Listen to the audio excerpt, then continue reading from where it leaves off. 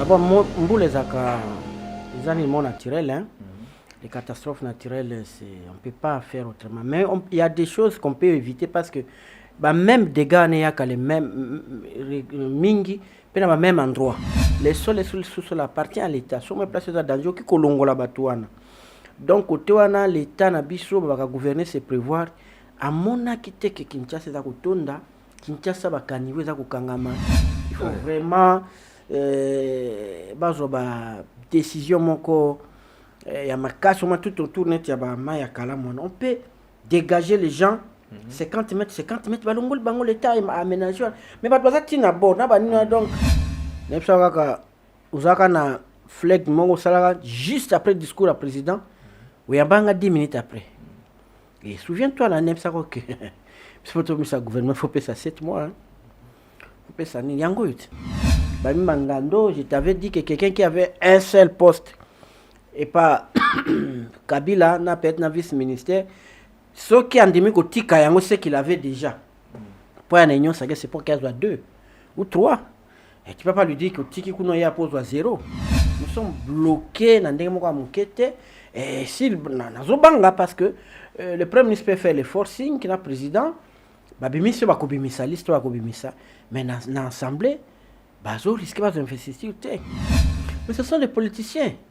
Politiciens, intérêt n'est pas pouvoir, c'était réel. Non, c'est normal, hein? C'est normal. Yo qui n'a pas débauché en Ouest Kabazala qui pied. Oui, naïe. Faut passer plus. Tout le monde en partout. Pourquoi pas la politicien comme Ngambo? Il fallait des moutons avec ça qui n'ont sacré. À mesurer, on a sur la bango. Ils n'ont sacré, tu t'imagines? Majorité en Dengoana.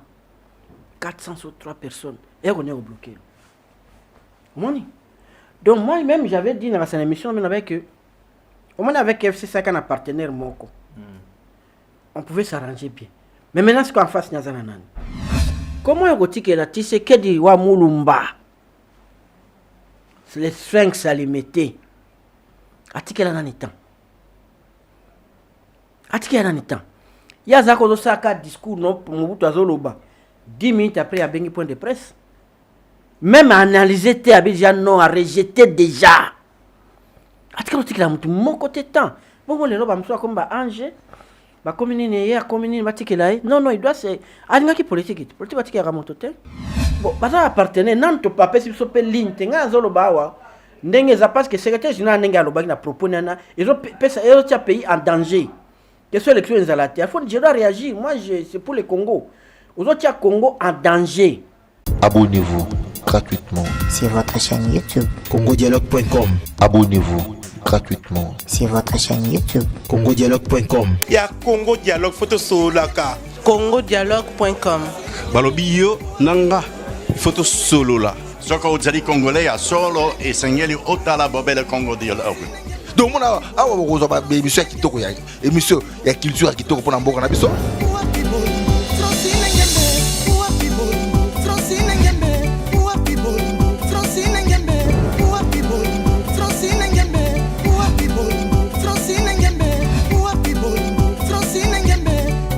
Makambo frère na ba Congo Dialogue, donc blague était donc vous s'abonner na Congo Dialogue. Quand on parle de Congo, on voit directement les solos. Quand on parle de les solos, on voit la dame. Ça dit que Madame Francine Ngembe, ça pour ça canon, yende mokonza ma solo. Pas Francine Ngembe, donc deux fois tellement beaucoup donc Congo Dialogue, ça c'est moi qui toko. Voilà, mbote bandeko balanzi, obozuli bakumala me kolanda biso à travers cette émission masolo ya politique qui est ngeza penza ya koyeba ke bozala kawana ebele pona koluka ko comprendre esika nini actualité zo mema biso esika nini mboke zo kende de yango lelo lisusu makambo eza mo ebele tozo comprendre te union sacrée chaque jour ba makambo ebele gouvernement et où mêler zo bimate des consultations en consultation, des rapports en rapport. Et il nous semble que le président rejeta qui monture il y a liste du gouvernement premier ministre après qui va rumeur moi ils ont circulé qu'il doit démissionner le premier ministre parce qu'il faut pas remplacer Moutoumoussou. Donc les choses ils ont moins ndengimo boké ba spéculation les qui tellement ébélé et aussi m'appelle moi société ba dégâts causés na mvula ya lobby awa na Kinshasa pe na Congo démocratique mobimba yango to yambi maître Joe ngoto openza boyebi to yambaka ye mwa mingi. Maître Joe azali penza cadre ya MLC, azali vice-président interfédéral chargé ya communication, donc bango baza ba communicateur côté wana, aza président parlement de la jeunesse. Ndenge to yambi boye to yebi ke tokosolola mwa ebele na mambo etali MLC, mambo etali Congo démocratique. Maître Joe, mbote na yo. Mbote mingi ndeko Steve, mbote mingi na batali banso. Senga kosona bino lelo ko partager sur makambo yo, sur héritage na biso commun eza Congo.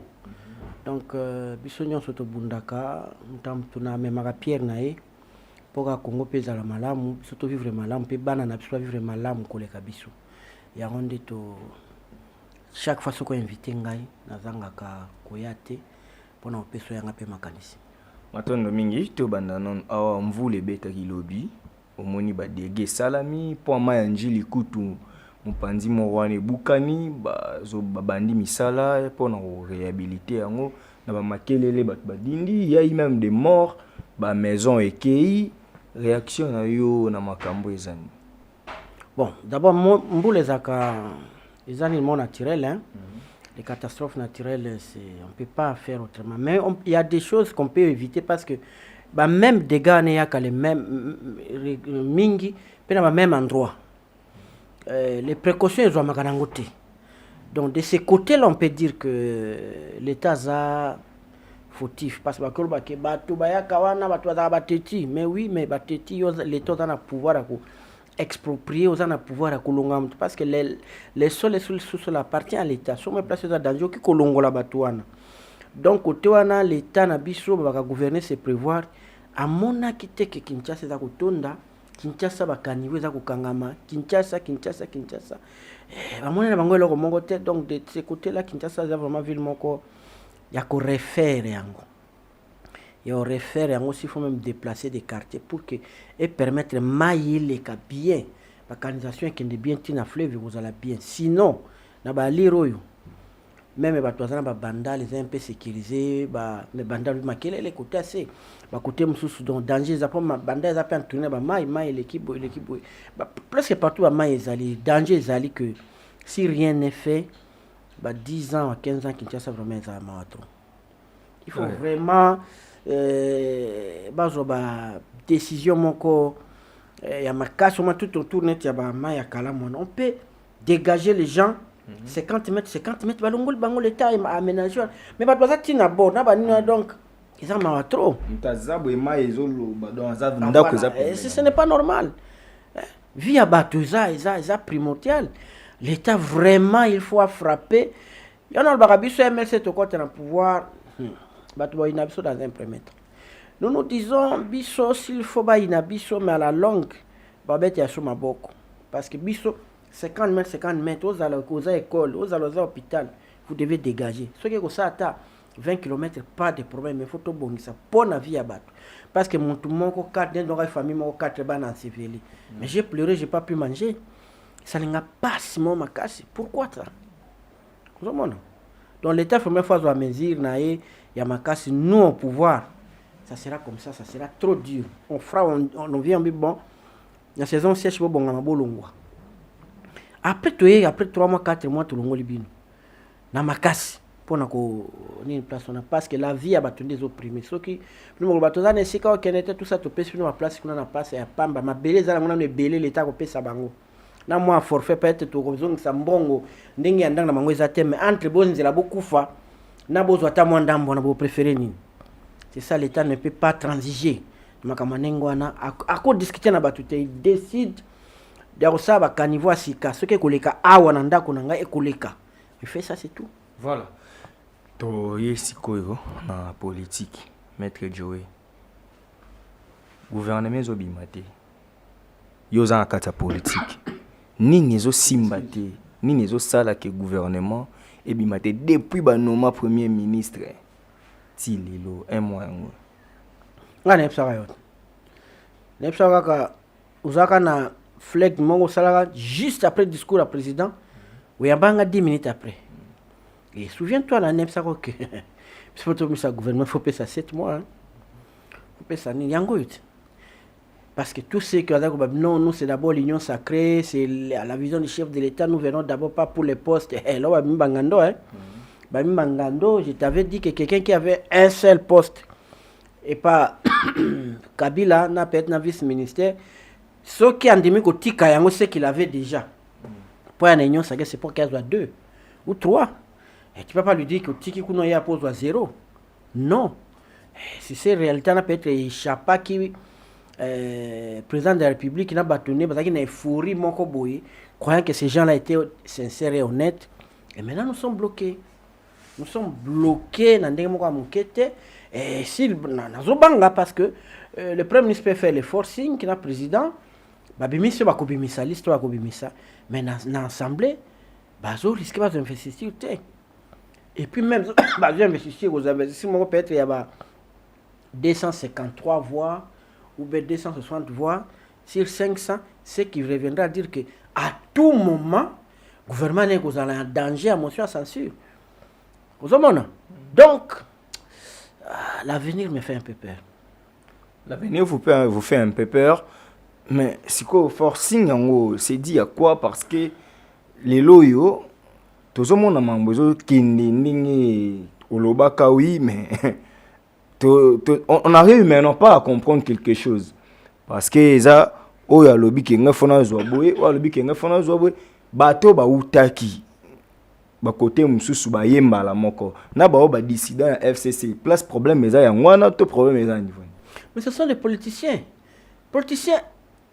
intérêt nezarani. Ah ça pouvoir c'était réel. Non, c'est normal hein. C'est normal. Yo qui n'a au débauché en ska bazala qui bien. Oye na ye. Faut penser plus tout le monde en partout. Pourquoi pas la politicien comme ngambo? Il fallait des moutons avec ça qui nous sacré ni à mesurer on ça sur na bango. Tout le monde même ba jouer rôle on na Barça qui est na Juventus sur Benanine. Tu le vas lui donner combien? Il faut proposer mieux. À mon avis, tu peux justifier qu'atika na Barça qui est kuna. C'est la même chose non? Il fallait l'oba. On dit union sacrée depuis Tobanda Tilelo. Ils ont un texte mon côté fondateur. De éviter qu'est-ce qui fait quoi? C'est quoi l'organe qui tranche les conflits? C'est quoi l'organe qui gère quoi? Et toujours kumba makaka bongo. Et c'est un peu dangereux. Et comme beaucoup makaka. Et beaucoup makaka c'est. Lisanga Bonganga a raison. Abi Félix voulait se séparer avec Kabila alors qu'il s'est bloqué lui-même. Je suis tenté de le dire. Parce que monsieur Zahaki que soit président Ngassé non, tu as bloqué. Kabouya Bengi Bato, FC Sazako bloqué. Mais maintenant qui bloque? Parce que le président a tout maintenant, non? Mais 400 combien? 403. Bato Bazana. Union Sacrée, tu t'imagines? Majorité en Dengouana. 403 personnes. Et on est bloqué.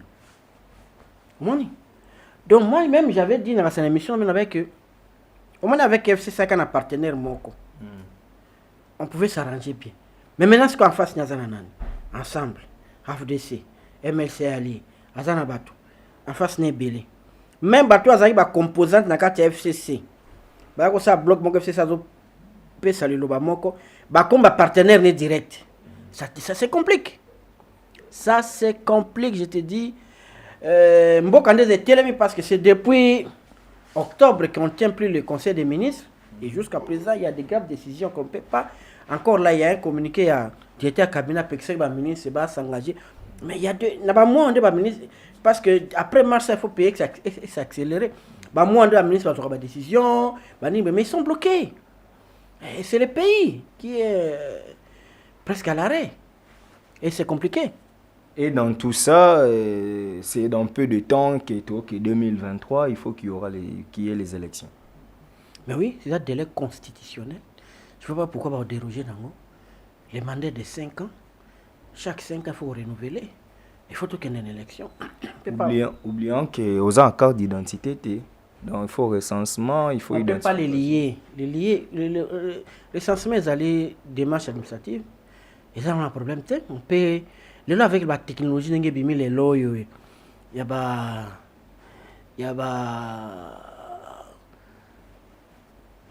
un tic les loyaux. c'est facile, les gens makambo ya compliqué les sous-terres, ça peut pas bloquer. Ça peut pas bloquer, on peut faire ça en 6 mois, ben expert babi en 6 mois, on peut le faire, ba misande moyen. Balanda qui mouton les gars na radio moko ya bino concurrent, alobaki que avec 350 millions, il le fait en 8 mois. Si qu'on lui donne les moyens à 8 mois, tu as déjà en 2022. Comme ça on va ma carte d'électeur, on va aller voter, tu as un nombre de bateaux dans ma carte nabiso. Ça peut, on peut pas les lier, pas du tout. C'est malhonnête. Donc recensement c'est un faux débat. Un faux débat, on ne peut pas lier l'organisation des élections. C'est un faux débat. On peut les faire, c'est une démarche administrative, c'est tout. Mais il y a des vidéos qui circulent déjà. Les gens disent que non, il faut beaucoup comprendre qu'il y a Facha Koutimbo Kamabe. Il faut non tous voir carte d'identité. Il fallait tremper par le babongo. Il fallait tremper par les Américains qui aux États-Unis. Bah koufier belé que les kaba continent nyonso normalement. Il faut tout bisoto botikana nungai. Hein? Fait pas tremper le babongo. Non, ça n'a pas de sens. Moutounion sur la gestion de la Makambo. Kabila Koutanga na guerre M23. N'est-ce pas? Koutanga na Makambo. Mais à cette élection de 2011, non? Mais à cette élection. Donc, ils ont un bongo. Ça veut dire, la gestion de la catastrophe, mais on est à autre chose. On ne peut pas pour la Covid, pour la nuit, au foot à batoté. Non. N'est pas ça, Makambo a besoin à l'État pour renouveler, on doit le faire. On doit le faire. Mais koko moko boye na mboka ayebi mambu ya élection te ya za na posa kaka azala bien et pourquoi pas laisser à Fachi ata moins 7 ans moins 8 ans pour aluka bongisa makambo pour akutaki mboka par terre. Il est en train de construire mambu ebele ya sika. Terme na bino ana botikela ya sala laisser à nani ezalaka te na politique batikela nani non. Comment est-ce que la Tshisekedi wa Mulumba les sphinx à les mettre atikela nani temps atikela nani temps ya zako do saka discours non Mobutu azoloba 10 minutes après il y a bengi point de presse même à analyser te abidja non à rejeter déjà atikela mutu mon côté temps bon le loba mso comme ba ange ba commune ya commune batikela non il doit c'est alinga ki politique batikela moto te batikela ndenge nini totika na katela politique bunande kaka mutatikela moninga zate wana za un politicien qui dit ça za faible batikela moto te ba vidéo mo ezotambola ndeko moko nayebi ke starle ochela nga vidéo oyo ndeko wana lobi ye moka mibengi soka zana ni ya IDPS na suka gangeli basango abisango moko mekobima na nzela bakopasola bango basutani bayeba nini ebombama na kati mpo moto auti koyaka sikoyo moto abandi mambra sikoyo bozwa moto ya mabe bozomona te bozolinga mboka te mpo nini boya kooblige mbala moko ke élection eza bozobosana mambana avec beaucoup de colère asala vidéo wana na vote aya nde tozala na Saint-Charles Elwanga Saint-Michel Saint-Pierre atelemi na face abisi so de tobima ba église. C'est ceux qui sont catholiques, c'est un poltron. Un poltron. Un vaurien. Les catholiques vont venir. Les pères de l'église vont tirer à l'arme. Parce que tout le monde part à l'élection. On ment aux gens. Il y a élection. Les budgets publiés. Allez les voir. Il n'y a pas. Batire kaka sonner d'alarme. Mais où est le problème? Il y a zoloba na soza makasi. Atelema. Akina ma paroisse ya église catholique à quelle place yeso za na commune so na mboka nyabima. Abandi ko défier basango. Parce qu'ils pensent que parce que nous sommes des catholiques, to sambelaka, to yebi ko bundate, to yebi ko beta makofite. To yebi loko mot. Pas ayat. Aya. Pourquoi il s'attire des malédictions pour rien? Qu'est-ce que les prêtres ont dit? Pourquoi on a organisé l'élection à la Belgique et à l'Ouba qui a bombardé la Belgique, non? Mais pour une parenthèse, vous avez qu'il y a des personnes à l'élection. Comment ça? Mais tu sais que dit le père ou quoi ça? Non, tu as une caméra. Si tu as une pèse ou une phrase ou bien message on doit aller aux élections. Aya kulaksanga na tiki pour ça politique. Ce vieux n'a jamais demandé les élections. la période. Depuis à Salati Akoufi. Oh. Papa. À 5 élections, Bozela yawa pour la carte rouge nini na nini. Aya lobaka ke Kodjo Azali, Kabiliste Mounene, tout ça. Est-ce que ça me faut qu'il y ait une élection à tout prix? Non. Les vieux ne demandent, n'exigent jamais. Avec Mobutu Zeka Kao, légitimité il y a conférence nationale n'enga comment qui premier ministre. C'était tout. Atikala parce que pression vient dans Zaka Nango. Dans l'époque où Mobutu mandat na Mobutu Silaka laisse. À ce discours le 24 novembre et avril. Mandat azaki non mandat ni yake aussi le 5 janvier 91. Comment Mobutu est resté au pouvoir de 91 ti 97 ba ko bengane na arme. Le Tshisekedi était où? C'est Mobutu qui commençait à dire allons aux élections et eux ne voulaient pas. C'est de l'histoire, faut pas tout ko sabana. Na fingi mutu teza histoire. Oya moni ke na kosi. Tshisekedi aki ko asala ki élection na bango nyonso sake ba kibasa banani wana. Nyonso sake za kombo le lote. Ceux qui va s'engager une fois l'élection, qu'ils viennent le dire ici. Et Ngunza Kalibonda Abisa, elle c'est sur les années Bango, Abisa que vous avez peur des élections. Parce que vous avez. Et c'est quoi, c'est hier, ni dans les années 4, il y a eu des pestes qui sont vous êtes populaire. Au moins, il y a pas de coup de moutatala, ceux qui. Chirac a déjà fait ça, non? Pour le symbole, à mon après l'élection, oui. À ça, la majorité, mon cas, mon la majorité. À mon avis, que le peuple a lingaye, pas en dissoudre à précipiter l'élection. Et ça m'a pénétré il n'y a pas 2 ans. Pas pour as comme majorité est confortable. Mais eux qui disent qu'ils ont le peuple, ils ont le peuple. C'est l'occasion pour eux de faire d'ailleurs les élections vite. Pour cette fois-là, Fatih Penda doit être 200 et il y a des pèses. Alors ça alliance quand on a battu Balé comme ça, il dirige confortablement. Ça, il devait, vous devriez, vous, il dépêche. Appelez vite les élections. Mais quand on commence à avoir peur, c'est que quelque part, on sait qu'on n'est pas populaire. Ça va partenaire. Oui, mais ben gambing plus ça. Moi, n'ingai ma ben n'ingai na lingaka ko trahir conscience n'angate. Bon, ça partenaire. Non, tu pas si so pe ligne. Tenga zolo bawa. Ndenge za parce que secrétaire général n'enga lo bagi na proposer na. Ils ont pays en danger.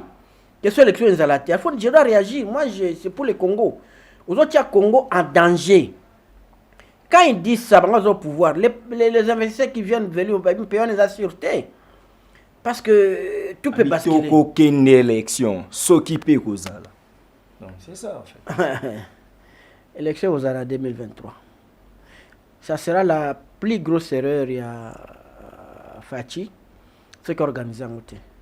Et je crois qu'on s'emportait dans l'IDPS avec. Mais Kabou ya outi pe koloba sou mikolo secrétaire général ya IDPS alobi bango ba mandaté ata mutu moko te po atelemela basango. Bango baza na problème te na Senko, baza na problème te na église catholique, baza na problème te bango baza prêt ya ba élection. Ba bi bozo mona mandinge facha za na candidat ni nyako bete na élection. Tous en non pêche sérieux. Abi bango ba mandaté ata bato nyoso ba oloba na Italie bango te. Bon, ngai na moni amutu moko wana na 10e ri atelema chaque pourquoi. Na 10e devant ni na bango. Ba marché ko estrade ba tie drapeau ya Congo, ba tie IDPS alobaka, c'est devant les sièges. Quand lui dit même hier avec élection za ta fini Mosengo tout ça. Kabuya c'est son bureau en face non. Osomoni ye mkolomoko a qui ne prennent pas pour des petits enfants. Aniaka, je sais même Eba Blokaka Kobini Angalima pendant 4 mois lui disait qu'il n'avait pas l'information. Ça c'est quel mais c'est nous manquer de respect. C'est nous manquer de respect va manater mon tout n'engeni. Bon les gens qui disent là devant les sièges. Ba tira bango caméra zo le kanaba. Ba chaîne na bango ba yoka base, ba yoka son, ba chaîne bango le kaka. Lui a déjà interdit, on a déjà vient communiquer condamnant ces gens là. Non, il faut pas faire ça vient de l'IDPS. Même Mutoyo yo lobinanga vidéo ni oto la kisa. Mais ça m'ta IDPS.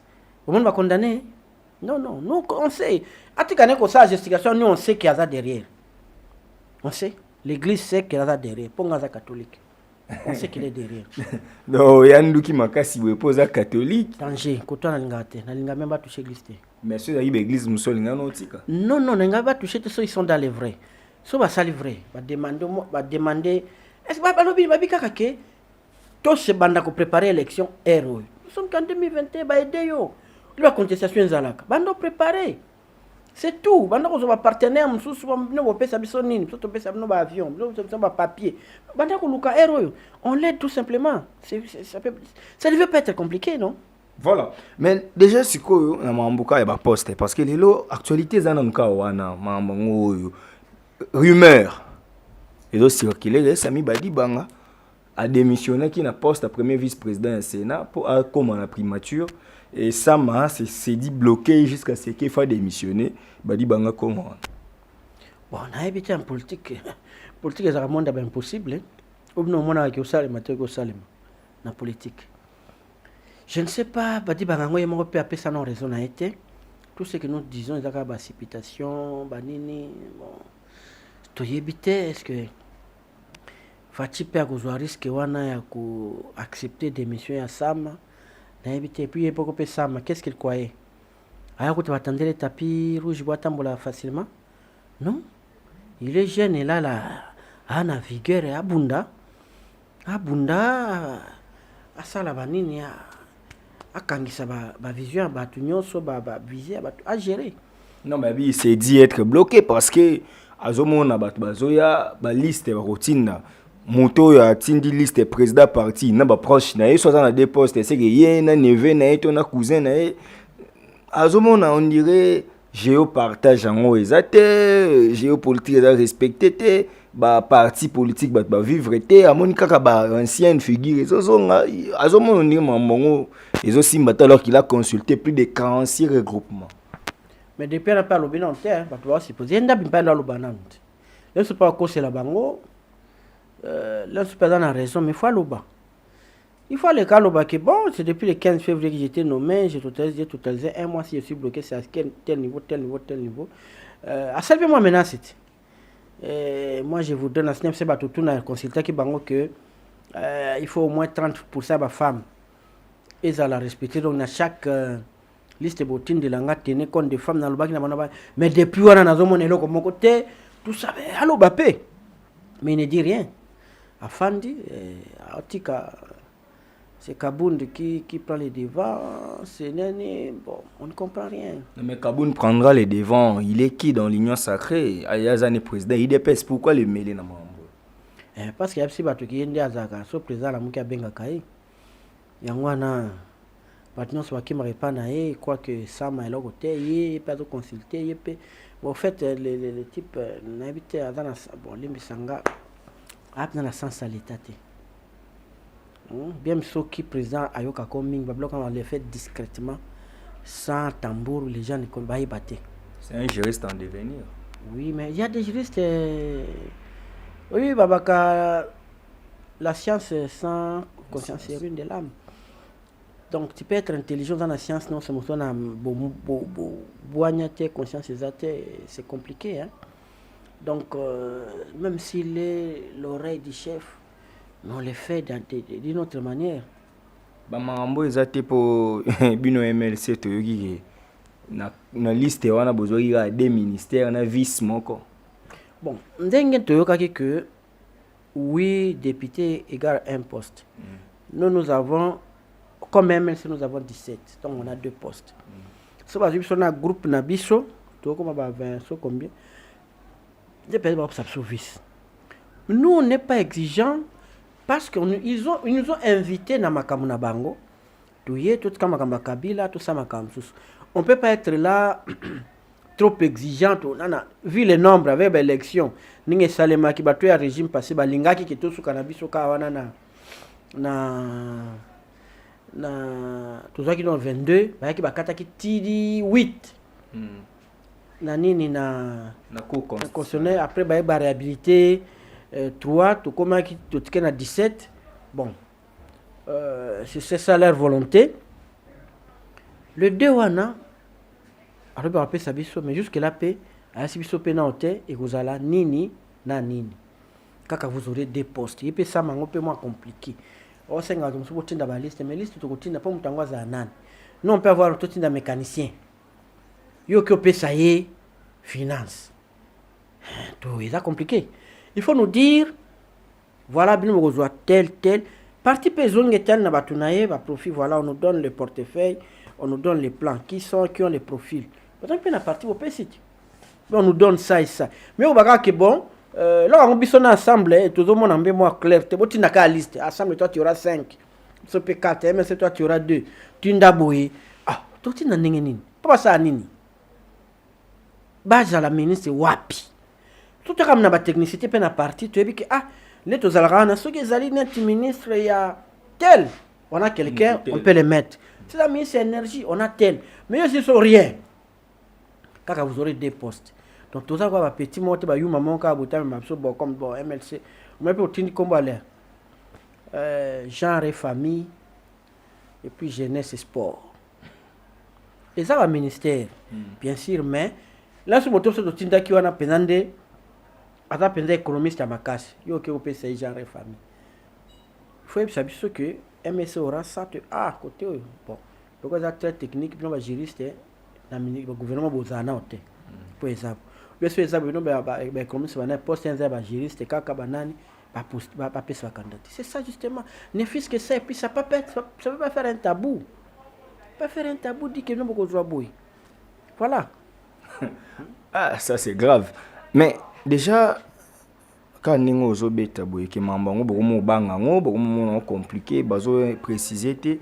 Et de l'autre côté, Fayoulou passe bien, Bino. La Mouka est comme une décision, il y a 2 personnes à présidium. Parce que ceux qui sont côté où Kessimbité, Bozo Ngawa Pipo, la Mouka et si Balongola, Bemana Katumbi na présidium. Bon. Côté où on a Golobaming était parce que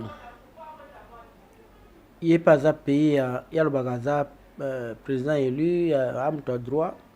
Attends la place ni Balba qui n'est qui a Bengana Baninga. En fait, on va voir un peu la Mouka sans Bemba et Moïse. On est basé à l'eau. Total un peu ce qu'ils feront.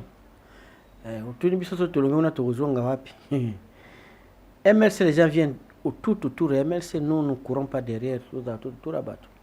On a fait l'union pour la nation, tout ça, on a belé.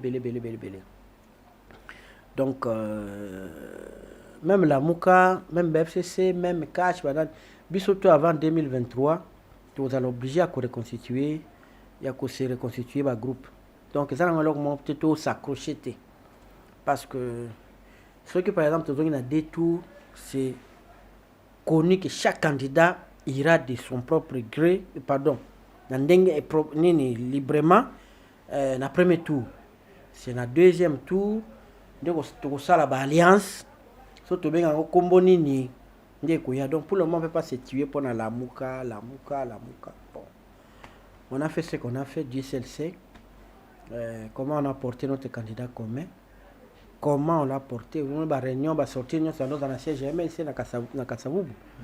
Donc les MLC vraiment a porté qui pensaye, comme on a gagné na Bouembo, Kabemba, même on a Chipoui, ou comme Nini, c'est quand même, nous on ne regrette pas de l'avoir aidé.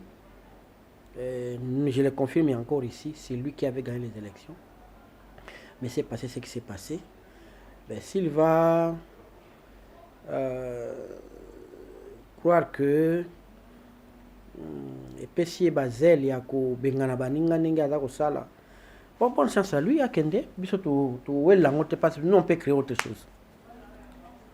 Ensuite, avec cette information et créer polémique dans le sport, il faut vraiment sportif, il faut appeler ça mon sport, mais l'Europe sali sous Timothy Fayoulou et créer sous polémique fort.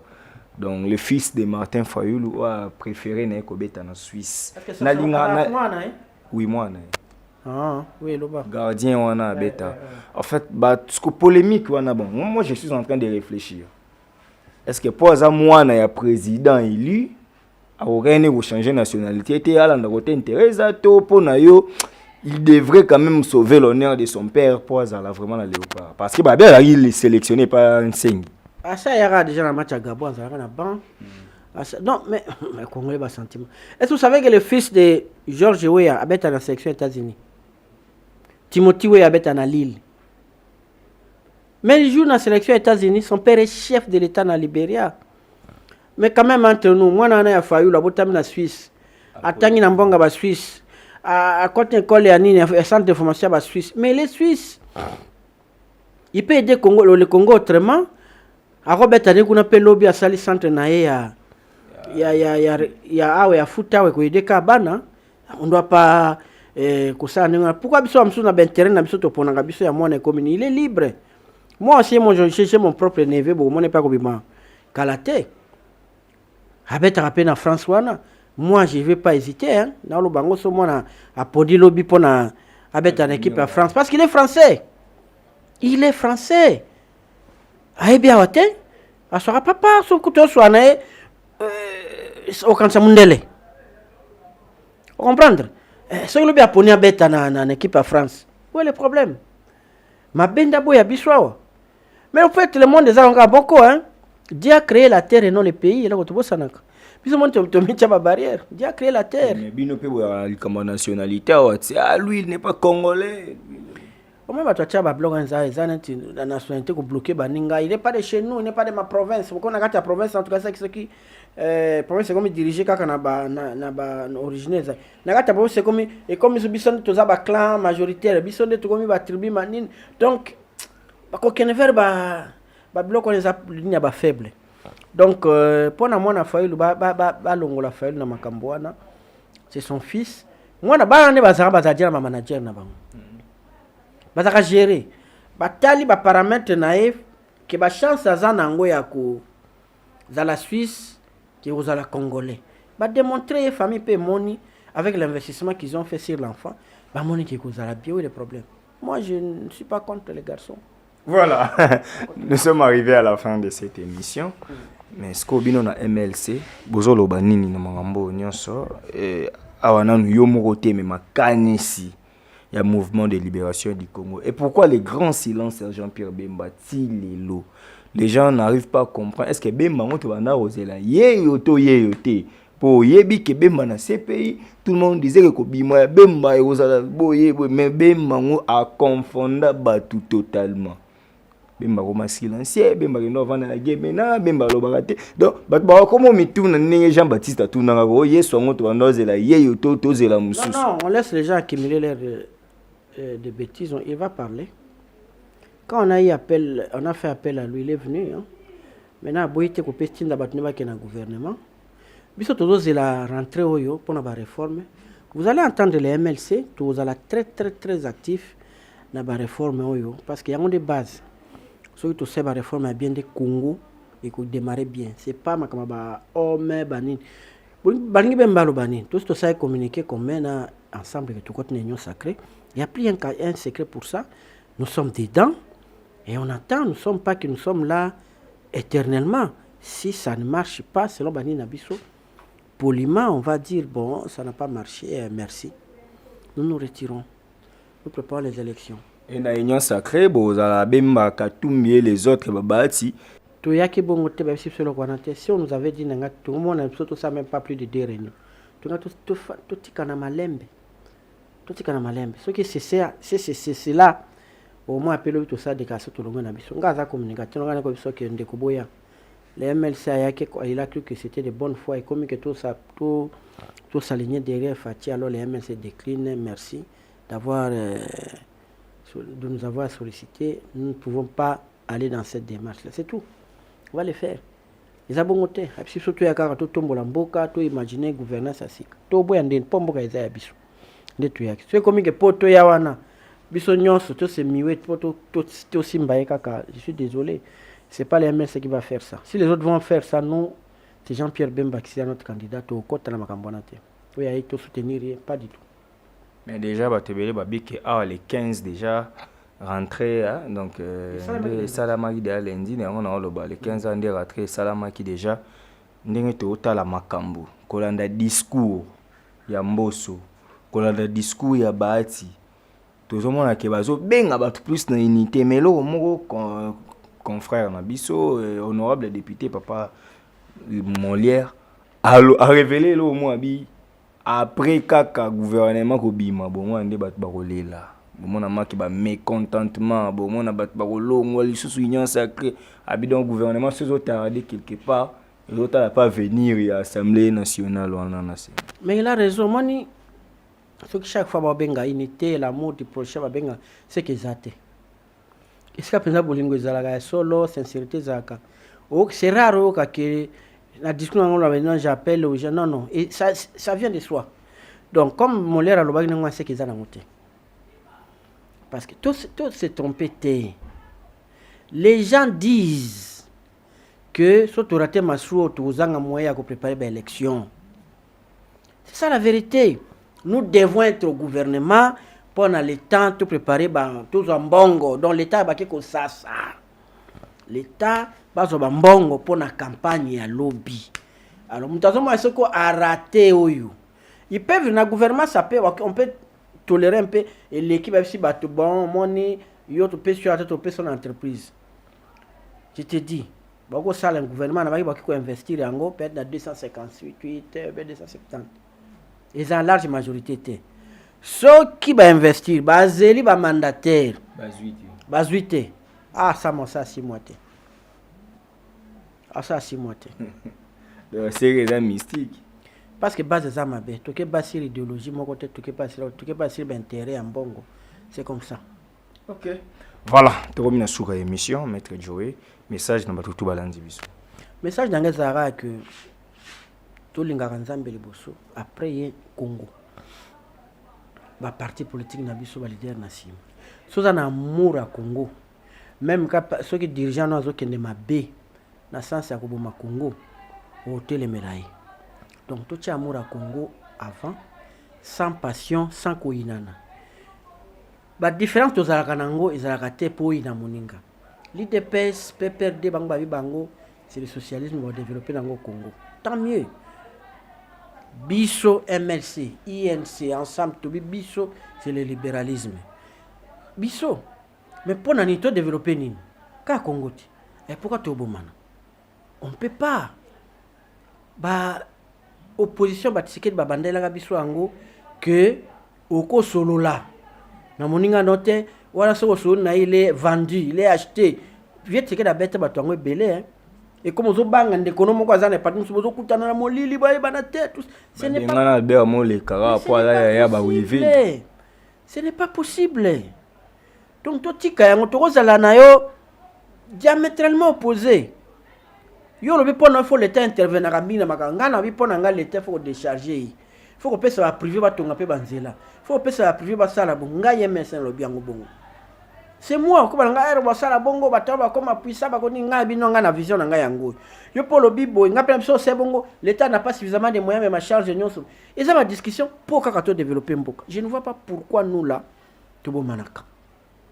Donc ngai na senga na ba congolais to linga ka Congo et puis na suka kaka na ba que ceux qui montent sur place ça le boni banzela dinditi et katani po nini maïzo le kate toujours boka ba plastique partout et bouché ceux qui chacun a dit non ndé na boka plastique l'aime ce ko bomaka mona moko quelque part parce que ko boucher maï ko tonda dona zala na même pour na zuka place monga pour na boka ngum to ça comme vecteur de développement papa 3 ans zamingi.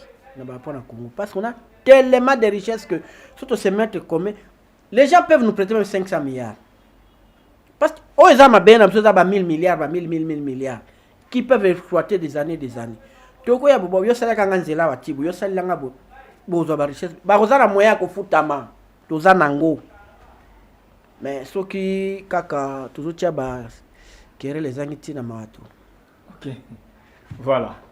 C'était maître Joey Ngoto pour comprendre que tous ala qui n'a un plateau à lobby parce que Fagito Yeba pourquoi gouvernement Zobima Karaté vous avez compris il a tout dit donc merci Nabino Nyonso obola dibiso bo commenter bo benga bo discuter aux ala malam mingi merci no de ça depuis Switzerland merci na Starly Lima na réalisation il y a émission merci na bandeko tout bozo soutenir kaka ki émission et qui est bien bino bat sambela kabino bat bolinga ka émission oyo évoluer voilà et ça qui est c'est moi ba boze belé vraiment to comme na suka il y a émission quand est le peuple congolais mi bundela poso mi bundelité muto bundela yo azate donc puissance à liloba il est qui a lisasi ngala bino tokutani mbala sima.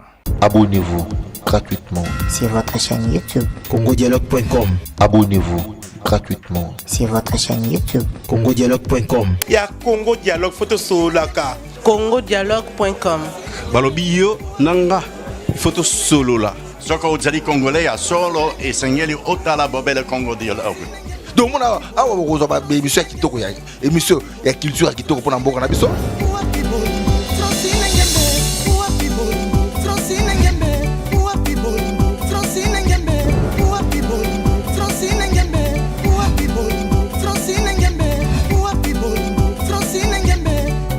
makambo ya bofrana ba Congo Dialogue, donc blague était dans vos abonnés na Congo Dialogue. Quand on parle de Congo, on voit directement les solos. Quand on parle de les solos, on voit la dame. Ça dit que Madame Francine Ngembe, ça pour ça canon, yende mokonza ma solo. Pas Francine Ngembe, donc deux fois, beaucoup donc. Congo Dialogue, ça c'est moi qui toko.